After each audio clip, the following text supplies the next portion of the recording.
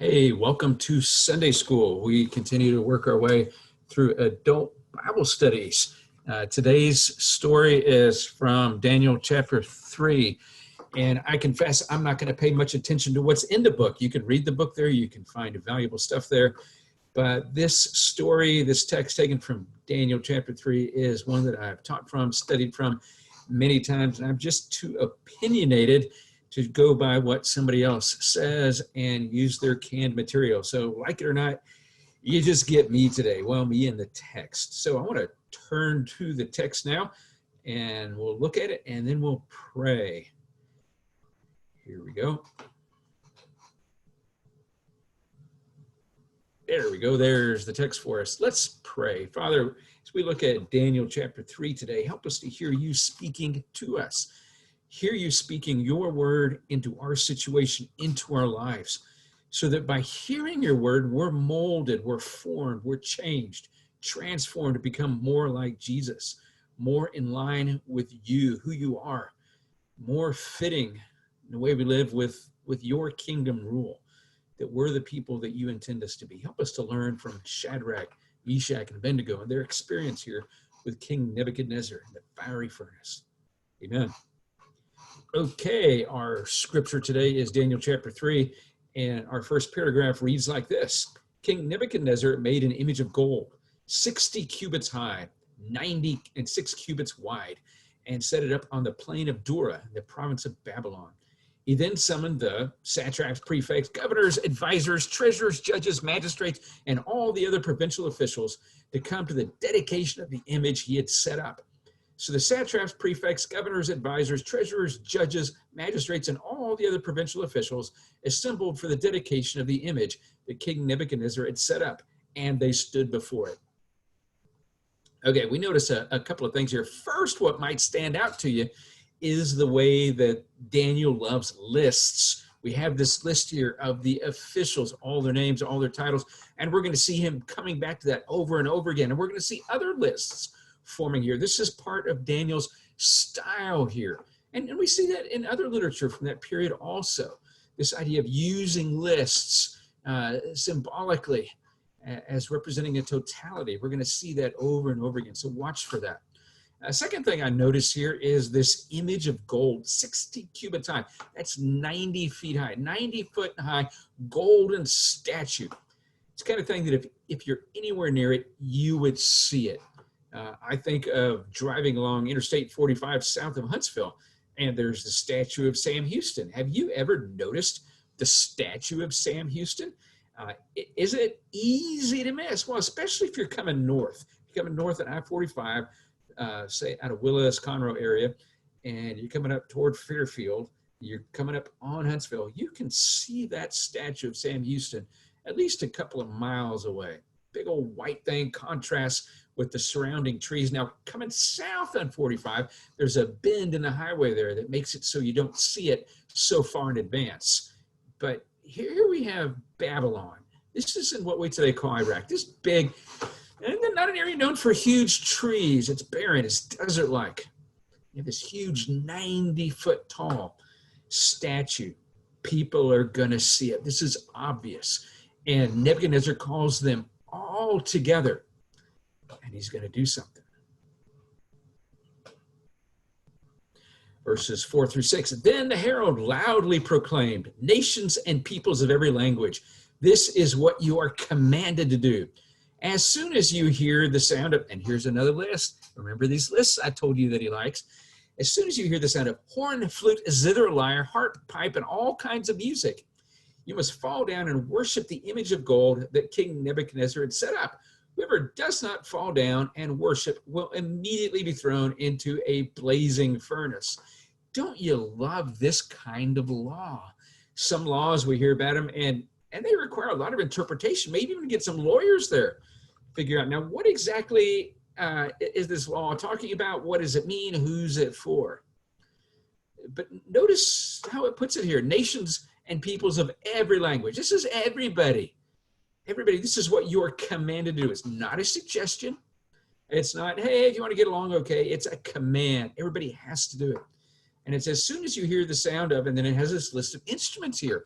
horn, flute, zither, lyre, harp, pipe, and what about if it's a trumpet? Well, there it is right there. All kinds of music. Whatever kind of music you hear, your job is to fall down and worship the image of gold that King Nebuchadnezzar had set up. It's not just what some flunky decided to do. It's King himself decided to do this.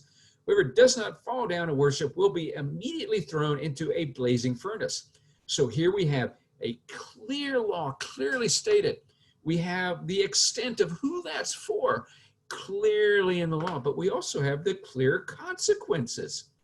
Will be immediately thrown into a blazing furnace. And it's not like you have to worry about a trial or looking for evidence or anything like that. It makes it really easy. You're standing up when you're not worshiping. You're bowing down when you are worshiping it. So it's really easy to tell who is obeying the law.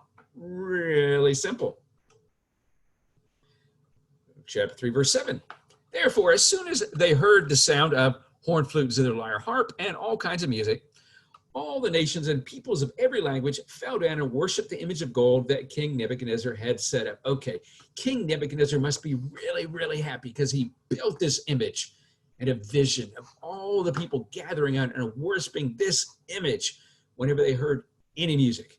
And he goes out and he tries it. All the people are gathered there. And there's some music, and they all fall down and worship. They're doing exactly what they're supposed to do. People are getting in line to do it. Or maybe they're not. Verse 8.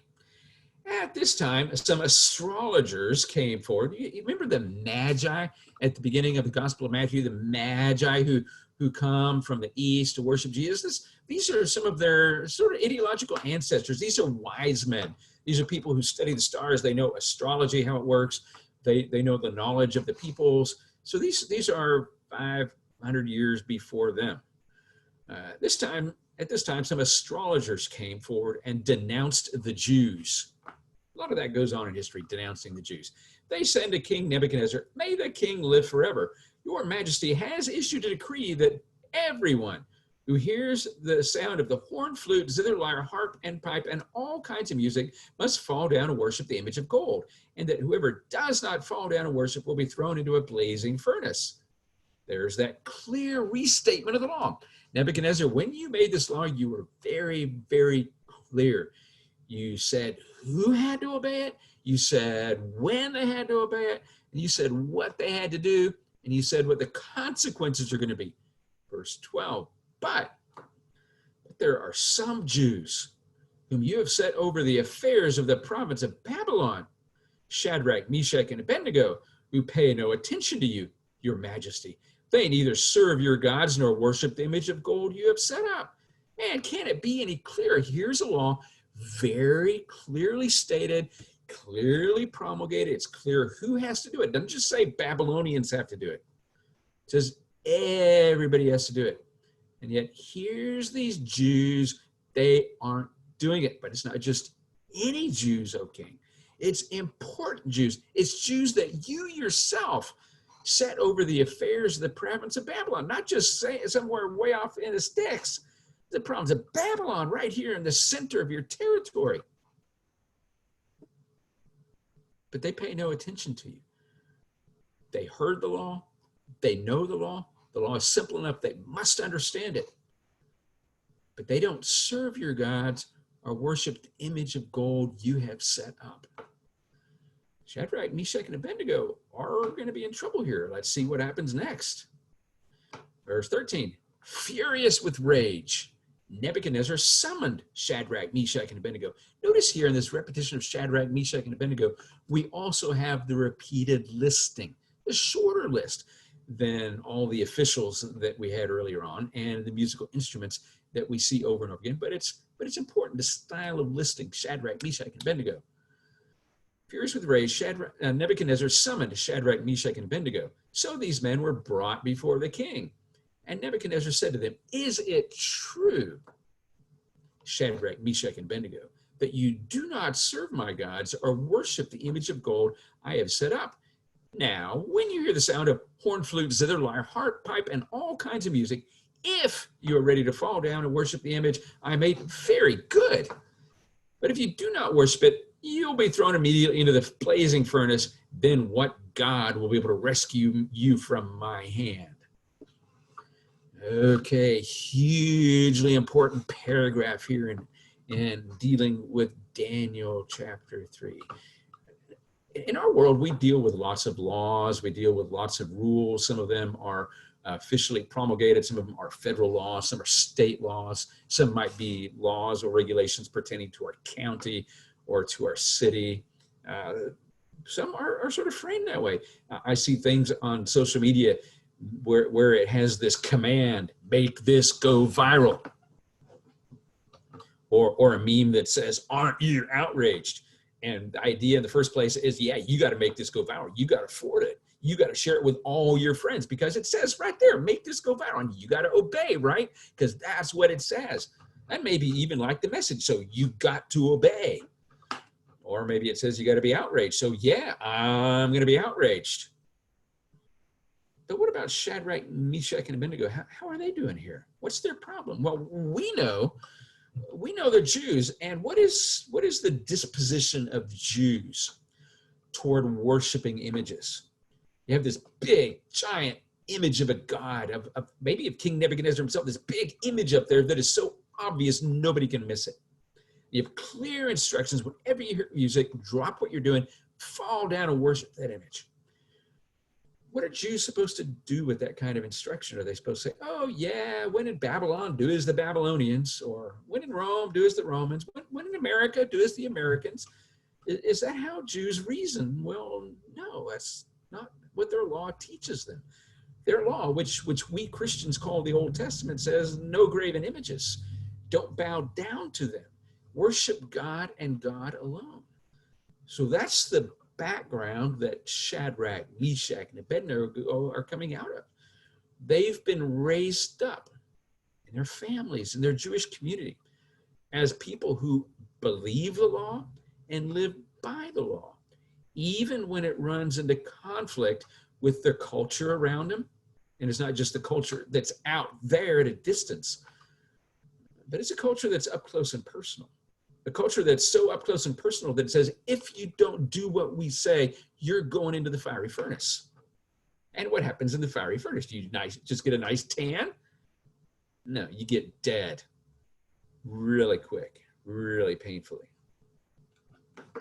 But do you notice how nice King Nebuchadnezzar is?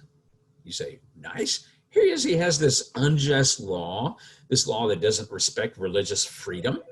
Obviously never heard of the First Amendment. And here he is, the consequence of the law is being thrown in a fiery furnace. How can that be called nice? Well, notice what he's doing here. The law is clear. You don't bow down, you're thrown in the fiery furnace. You don't bow down, you die. That's what you get. Is that what happens to Shadrach, Meshach, and Abednego here? Why, no. They have seen the statue. They have heard the music. They know the law. They don't bow down. They do not worship. Clear that they need to be thrown in the fire furnace. But do you see what Nebuchadnezzar does? Nebuchadnezzar, out of the kindness of his heart, gives them another chance.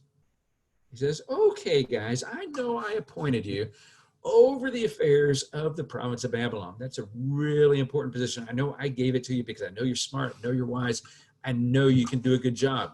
I know you have done a good job. But there's this little thing here where you have the wrong ideas, you're not doing the right thing. So let me give it to you again. Let me explain it like I would if you were little children. I'm going to give you another chance to do the right thing.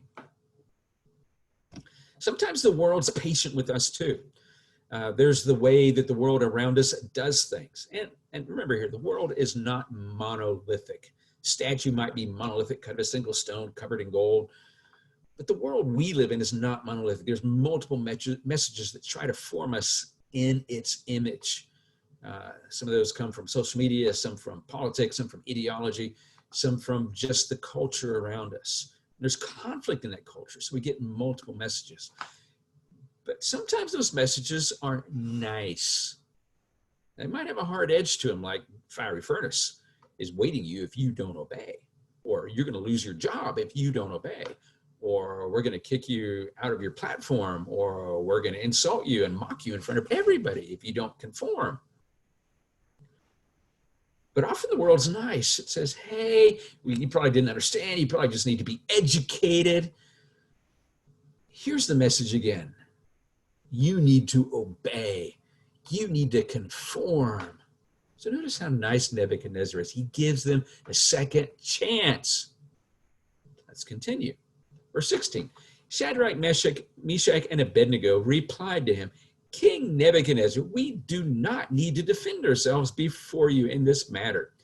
If we are thrown into the blazing furnace, the God we serve is able to deliver us from it, and he will deliver us from your majesty's hand.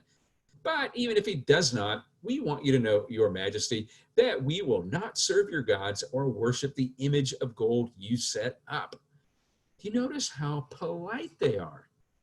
They don't insult the king, they don't degrade the king, but they have no intention of obeying the king. They have no intention of doing what he said. They have no intention of keeping the law.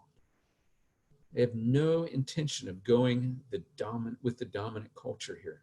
Dominant culture says, hey, it's just law. It's just a statute. It doesn't mean anything. It's not going to hurt anything. You just bow down. And man, there's just three of you here. It's not going to make any difference at all. The other night in our house, we were watching the movie A Hidden Life. I don't know how many of y'all are into movies. I've gotten more into movies because my kids are big into movies. This is a movie. It's a very long movie, almost 3 hours.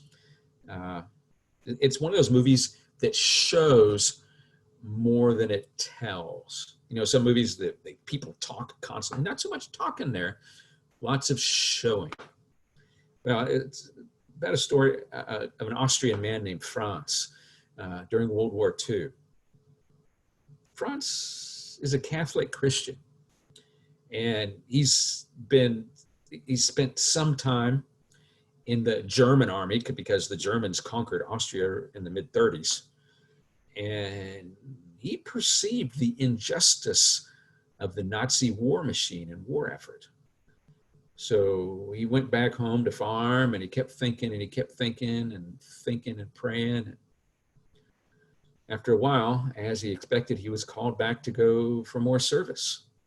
Germans were having a hard time there in the spring of 43. There came the time when all the inductees had to stand and give their oath of allegiance to Hitler. You see them there, they're holding up their hands, they're repeating their vows of allegiance to the Fuhrer. You see, Franz is the only one that's not holding up his hands. He's the only one that's not saying anything. He thinks it's wrong to pledge allegiance to the Fuhrer and his evil ways. He doesn't see how that is compatible with his faith in Christ and his allegiance to Jesus.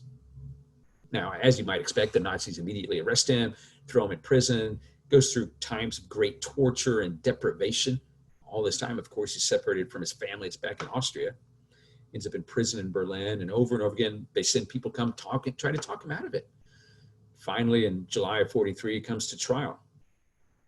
And the evidence presented, Franz is somebody he's not towing the line, he's not obeying the law, he's not giving his allegiance to the Fuhrer, to Hitler. He's not bowing down to the golden statue, if we're using this story's imagery. And before the judge renders his final opinion, the judge calls Franz into his office and says, Franz, you got to do this. I mean, it's just an oath. It doesn't mean anything. And I understand how you might be, as a Christian, opposed to it, but I mean, you're standing against it. It's not going to do any good. Nobody's going to know. It's not going to have any influence on anybody. And I mean, you can take the oath and just work in a hospital. You don't have to go kill people. Just come on, Franz. Just give in. It's not going to hurt you. It's going to save your life. Franz says, I can't do it. So by August, they executed him.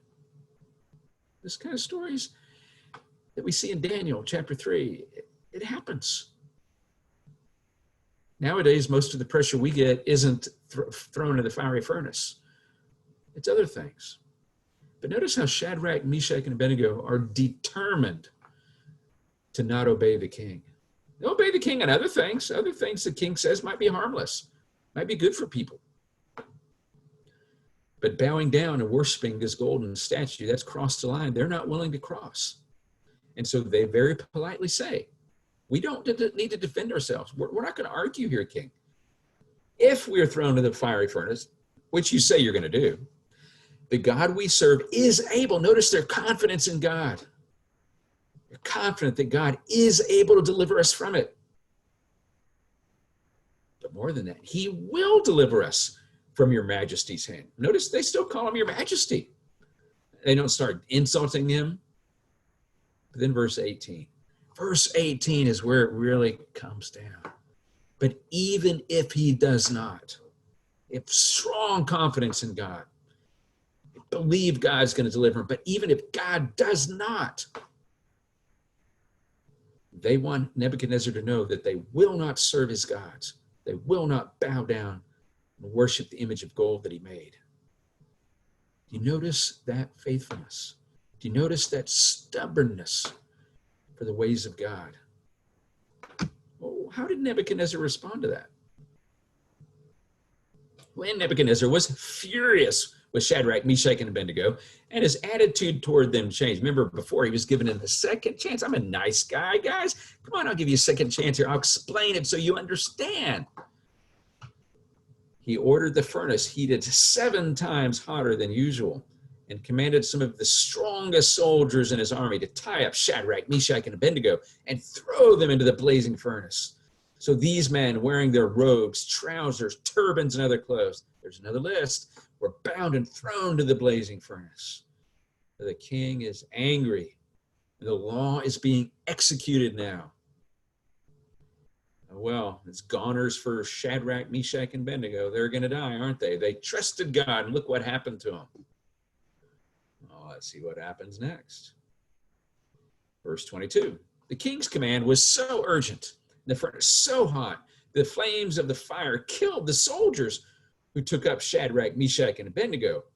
And these 3 men, firmly tied, fell into the blazing furnace. So here are the strongest guys around. They pick up Shadrach, Meshach, and Abednego. They pick up these 3 men and throw them in. They're not in the fire themselves, but these strong men, they're overcome by the flames, and they themselves die. And Shadrach, Meshach, and Abednego are thrown into the blazing furnace. Verse 24. Then King Nebuchadnezzar leaped to his feet in amazement and asked his advisors, weren't there 3 men that we tied up and threw into the fire? They replied, certainly, Your Majesty. Man, this is easy math, right? Shadrach 1, Meshach 2, Abednego 3. 3 men thrown into the fire. How many men? 3. Come on, king. You saw it with your own eyes. What's going on here? Verse 25, he said, look, I see 4 men walking around in the fire. Walking around in the fire. Does that happen very often? Man, I'm sure if anybody else ever got thrown into the blazing furnace, which seemed to be a form of capital punishment that the Babylonians liked, so it probably happened with some frequency. They had it there for that purpose. Look, I see 4 men walking around in the fire, unbound and unharmed. The 4th looks like a son of the gods. I wonder who this 4th guy might be. As Christians, we sometimes speculate, hey, it's Jesus. This is a pre-incarnate visit of Jesus. Come to comfort Shadrach, Meshach, and Abednego. I mean, whoever it is, whether it's the angel of the Lord, whether it's pre-incarnate Jesus, or just an angel who took on human appearance. God is there with them in the fiery furnace. Verse 26, Nebuchadnezzar then approached the opening of the blazing furnace. Remember, he couldn't get too close because his strong men were killed just getting close to it. He approaches it and he shouts, Shadrach, Meshach, and Abednego, servants of the Most High God, come out, come here. Ooh, notice he's changing his tone here. It's not just you troublemakers. It's not just you lawbreakers. It's not just you people who I put in a position of trust and you disobeyed me. You wouldn't worship the gods I told you to worship. Now he recognizes them as servants of the Most High God. This obedience to God, the real God, by Shadrach, Meshach, and Abednego had an effect on Nebuchadnezzar. What about us? What about us when we stand up to the conforming pressures that we receive from the world around us, whether it's from our friends, from our family, the movies we watch, the music we listen to, the social media we consume, all those forces trying to make us in its image. Sometimes even saying, this is godly, this is Christian. But yet we stand up to it. Sometimes it's dangerous. Sometimes people mock us. Sometimes people push us to maybe lose a job. Sometimes we might lose influence. Here's Shadrach, Meshach, and Abednego. They politely declined to obey the king, worshiping the statue. They politely say, hey, yeah, we're willing to go into the blazing furnace if that's what happens. We're going to be faithful to God no matter what. When we do that, when we're faithful to God no matter what, we refuse to give in to the dictates of our culture, of our world, then we can have some influence. Then maybe somebody might come to see us as servants of the Most High God. Verse 26, continuing verse 26. So Shadrach, Meshach, and Abednego came out of the fire. The satraps, prefects, governors, and royal advisors crowded around them. They saw, seeing with their own eyes, that the fire had not harmed their bodies, nor was their hair of their heads singed. Their robes were not scorched. They're seeing all this with their own eyes. There's no visual evidence that they were even in a fire. Well, except that the ropes were burned off. And there was no smell of fire on them. You know how strong the smell of fire is? I know sometimes in maybe in the fall when people are burning their branches and stuff outside, and I go for a walk in the neighborhood, I come home, people tell me, ooh, you smell like smoke. And smoke stays in my hair, stays in my clothes. Here's Shadrach, Meshach, and Abednego thrown into a fiery furnace. Don't see any signs of flames on them. Don't see any burns. Don't smell any smoke. Something strange is going on here, the Babylonians think. Verse 28. Then Nebuchadnezzar said, praise be to the God of Shadrach, Meshach, and Abednego, who has sent his angel and rescued his servant. This is Nebuchadnezzar's interpretation. Whatever that fourth guy was, that fourth personage, Nebuchadnezzar calls him an angel, a messenger. He sent his angel and rescued his servants. They trusted in him. Yes, they did. And defied the king's command. Yes, they did. And were willing to give up their lives. Yes, they were. Rather than serve or worship any god except their own God. Any God. Not a partner of the God, not some God that came along and said, hey, I'm sort of like Yahweh. I like good stuff. No other God. Verse 29, therefore I decree that the people of any nation or language who say anything against the God of Shadrach, Meshach, and Abednego be cut into pieces and their houses be turned into piles of rubble, for no other God can save in this way. And you notice the guy still has a pretty stubborn, destructive tendency here. Hey, yeah, I'm going to kill you if you don't go and bow down to my statue. Hey, yeah, I'm going to kill you and destroy you if you don't bow down or if you say anything bad about the God of Shadrach, Meshach, and Abednego. Yeah, he likes destruction. Doesn't quite get the whole message here. But his estimate of who this God is that Shadrach, Meshach, and Abednego worship has changed dramatically. Verse 30, then the king promoted Shadrach, Meshach, and Abednego in the province of Babylon. Things turned out okay. Now, it may well be that when the pressures to conform and obey and to give in come your way, and you stand against them, everything's going to turn out okay. God's going to be there. God's going to deliver you. God's going to save you. Now, you went into those situations. You resisted, knowing that God could, feeling that God would. But you did anyway. You go into those with the attitude of Shadrach, Meshach, and Abednego. I'm going to trust God. God's going to deliver me. But even if God does not save me in this instance, I'm not going your way, world. I'm not doing what you say. I'm going to be faithful to God no matter what. I'm going to walk in the ways of Jesus, no matter what anybody puts on social media, no matter what they say about me or don't say about me. Whatever opportunities I lose, however they punish me. Are you ready to do that? Do you see some ways in which the world is pushing on you today? Do you feel that pressure to conform? Sometimes they even quote the Bible. That's what Satan did to Jesus when he was tempted. Oh, you stoned to bread, that didn't work. Well, how about I quote some scripture at you, Jesus? Then you'll listen to me, right? That's the problem. Devil knows scripture. So we have to be careful, have to be discerning. Look at this good story here. Let's pray it out. Father, I thank you so much for this story that we find here in Daniel chapter 3. I pray that you would give us your grace, your discernment, so we can recognize where we need to resist the pressures in our culture and in our world, so we can stand faithful to you no matter the consequences. Help us to love. Help us to be filled with joy no matter what. Deliver us from the evils of the world. Help us walk with you faithfully each day. Amen. Thanks for joining us for Sunday school, and go ahead and join us for worship. Hopefully we can be outside at 9. If we can't, join us online. We're online on YouTube starting at 9 a.m. and on Facebook at 11. So see you then. Bye.